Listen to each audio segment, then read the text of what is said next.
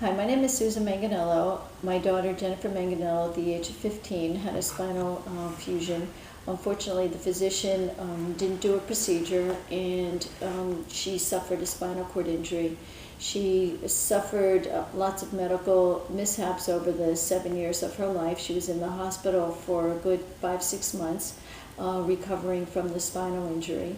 She developed kidney failure as well as liver damage, and eventually died in the hospital because of hospital-acquired infections, as well as the conditions that she suffered while in the hospital. The doctor never admitted fault. In fact, probably about 4 months after the incident occurred, he was promoted to chief of orthopedic pediatrics.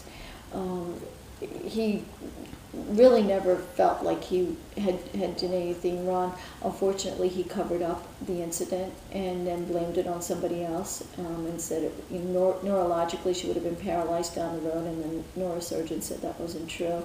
So, did he learn his lesson? Probably not. We really want them to understand that some of these incidences could have been prevented. I mean, if he had woken her up like he was supposed to, maybe the outcome would have been different. If he did the MRI prior to surgery and saw the narrowing of her spine, the outcome definitely would have been different. So that's really what we're out to do, is to teach physicians and family members and patients to stand up for yourselves, and to teach the doctors that we have a voice and we need to be heard, and to try to limit the amount of neglect and malpractice cases. That's the ultimate goal, is not to have lawsuits. There are no frivolous lawsuits where I'm concerned when someone suffered this amount of damage.